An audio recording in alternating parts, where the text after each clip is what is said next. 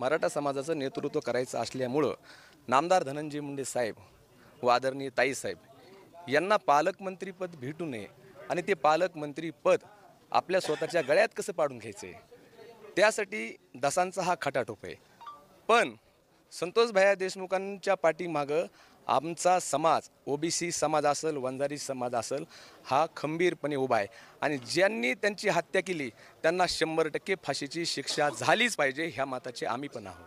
पण त्याच्या आडून जे हे घाणेरडं राजकारण होते आणि जरांगे पाटलांनी जे 2 दिवसाखाली परभणीमध्ये वक्तव्य केलं, ह्या मुंड्यांचं असं ह्यांचं बघू त्यांचं बघू, तिकून परभणी हाय एकूण धाराशिव हाय, त्याचं वजन 40 किलो, ते बोलतंय किती.